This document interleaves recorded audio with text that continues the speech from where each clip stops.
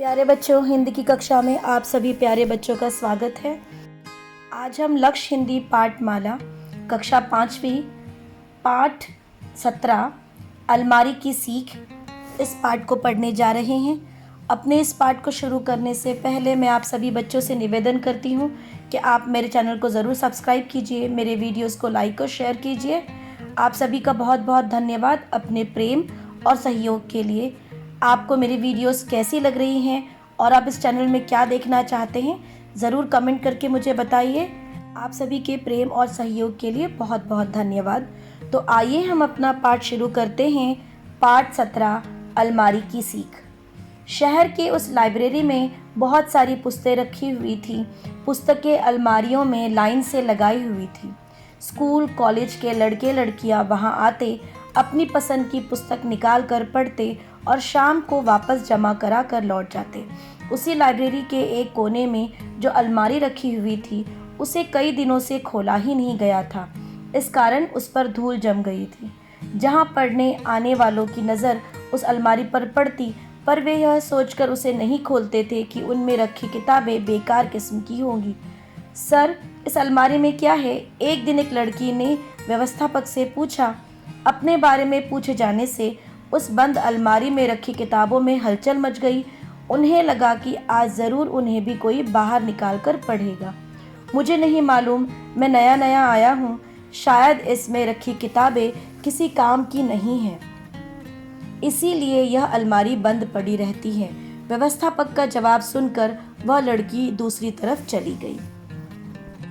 प्यारे बच्चों, इस पाठ की शुरुआत होती है एक लाइब्रेरी से। लाइब्रेरी आपको पता है जहाँ बहुत सारी पुस्तकें, अलग अलग तरीके की, अलग अलग प्रकार की पुस्तकें रखी जाती हैं और जो हमें पढ़ने के लिए अवेलेबल होती हैं। हर शहर में, हर गांव में लाइब्रेरी होती है जहाँ जाकर हम पुस्तकें अपने नाम से इशू करवाते हैं, लेते हैं और फिर पढ़कर दोबारा से रिटर्न कर देते हैं, वापस कर देते हैं।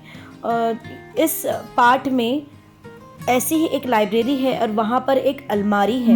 अलमारी कहते हैं, बुक केस को कहते हैं, जिसमें बहुत सारी बुक्स रखी हुई होती हैं बच्चों।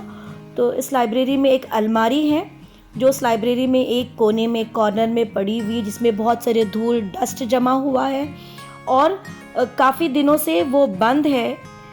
उसमें रखी हुई पुस्तकें कोई नहीं ले रहा है पढ़ने के लिए, कोई उसकी तरफ नहीं देखता है।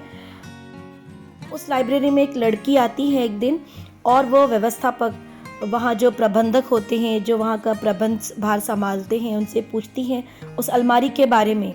जैसे ही उस अलमारी के बारे में वो पूछती हैं, अलमारी की में रखी किताबों में एक हलचल सी, एक बेचैनी सी पैदा हो जाती है और उन्हें लगता है चलो किसी ने तो हमारे बारे में पूछताछ की। लेकिन उसे पता चलता है कि वो व्यवस्थापक जो हैं वहाँ पर नए हैं, उन्हें भी उस अलमारी के बारे में कोई भी जानकारी नहीं है। तो चलिए आगे पाठ को पढ़ते हैं। वही बंद अलमारी में पड़ी किताबों का मुंह उतर गया। उनकी उम्मीदों पर पानी फिर गया था। उन लोगों को क्या पता कि मेरे पन्नों पर कितनी अच्छी अच्छी कहानियाँ हैं। अगर कोई मुझे पढ़े तो पूरी ख़त्म करके ही उठे। उन किताबों में से एक बोली,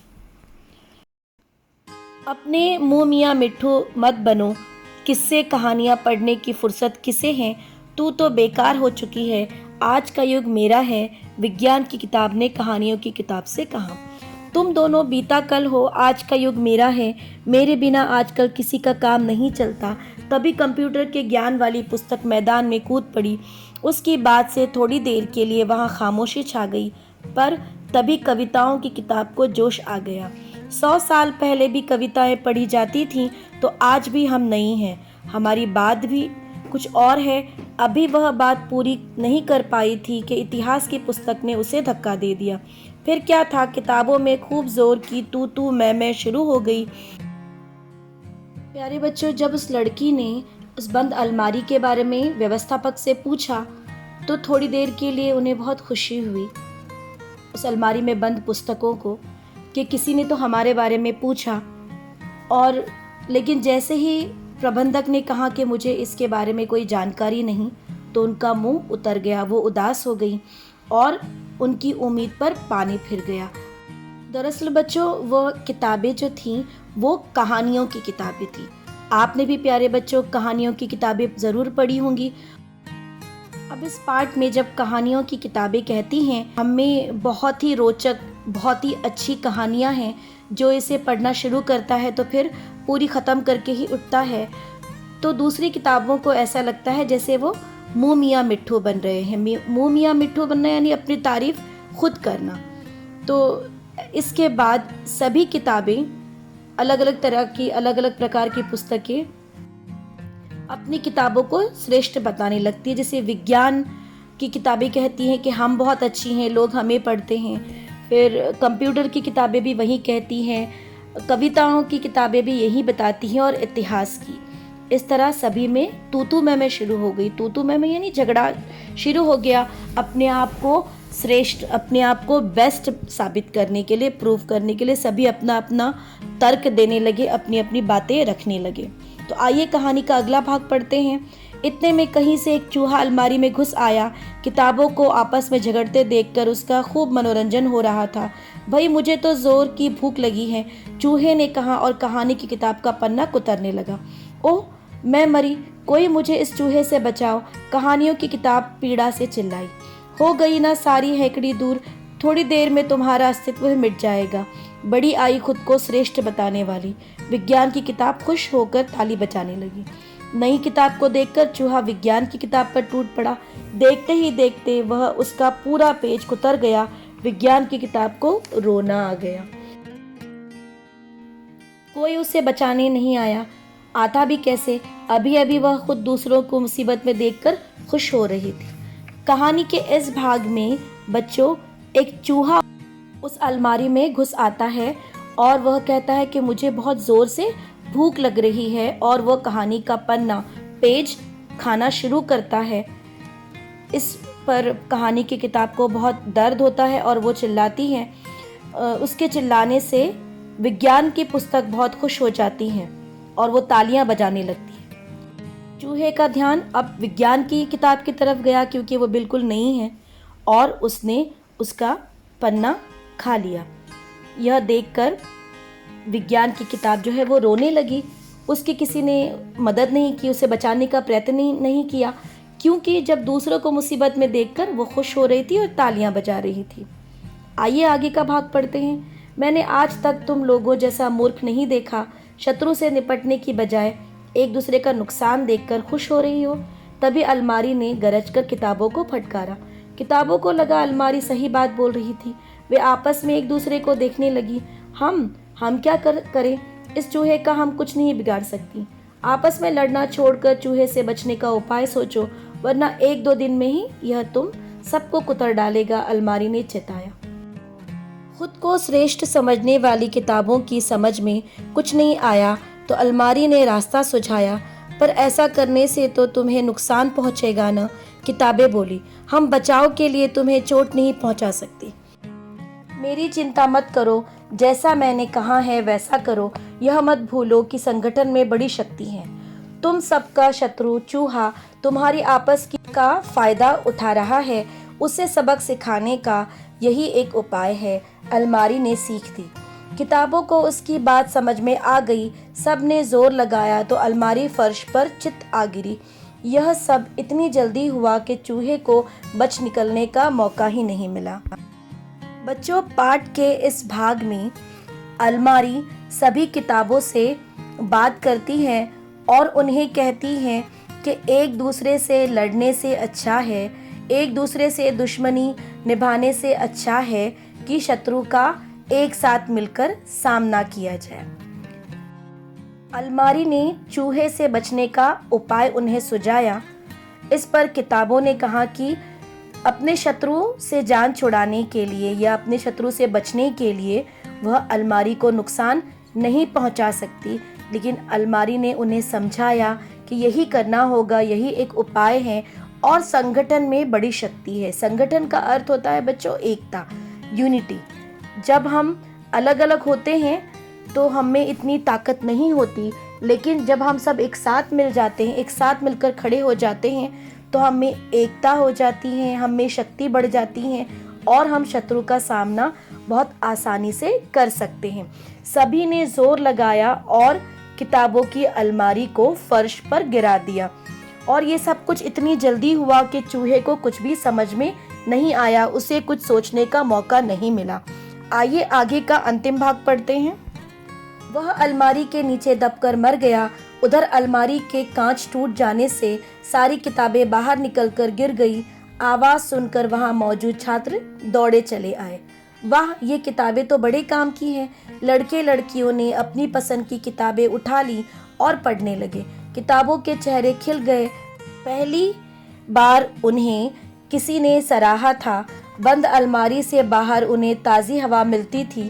किताबों के खिले चेहरे देखकर अलमारी अपना दर्द भूलकर मुस्कुरा दी।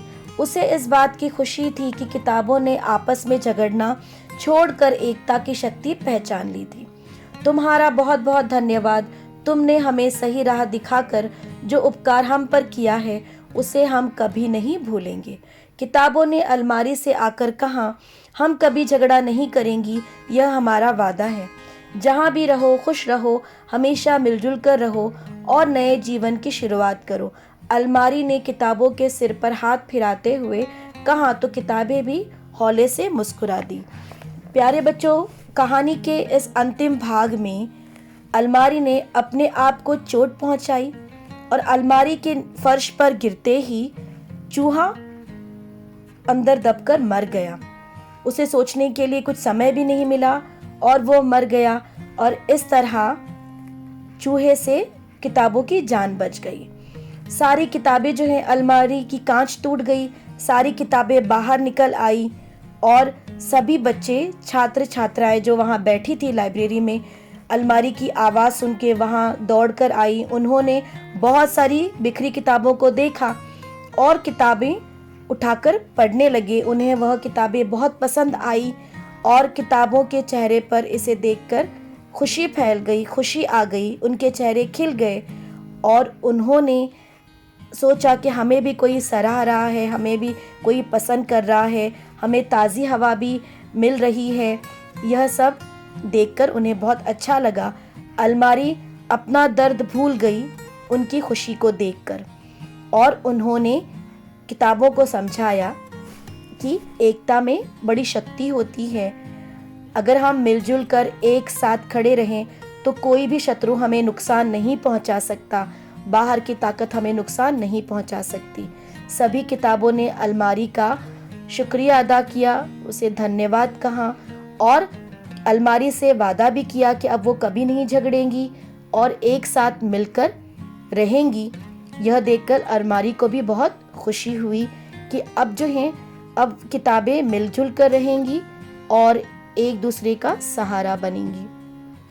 और अलमारी ने सभी किताबों के सिर पर हाथ फिराया और यह देख के किताबें जो हैं हौले से मुस्कुरा दी। तो बच्चों, यहाँ इस कहानी का अंत होता है। इस कहानी से बच्चों हमें बहुत ही अच्छी शिक्षा मिलती है कि हमें लड़ाई झगड़े नहीं करना चाहिए। आपस में लड़ने झगड़ने से शत्रु हमारा दुश्मन इसका फ़ायदा उठाता है, वो हमारी कमज़ोरियों को पकड़ लेता है और हमें नुकसान पहुंचाता है। वहीं जहां हम मिलजुल कर रहते हैं, एक साथ खड़े होते हैं, एकता दिखाते हैं, शत्रु डर भी जाता है, भाग भी जाता है और उसकी शक्ति कम पड़ जाती है, हमारी शक्ति बढ़ जाती है और हम सबका फ़ायदा होता है, हम सभी का इसी में फ़ायदा है बच्चों। इसीलिए आप भी अपने घर परिवार में अपने भाई बहनों से बिल्कुल झगड़ा मत कीजिए। लड़ने झगड़ने से हम सभी को नुकसान होता है। मिलजुल कर रहिए, एक दूसरे की मदद करते रहिए। एकता में ही शक्ति होती है। इस बात को आप अपने जीवन में आगे लेके चलिए। बहुत बहुत धन्यवाद।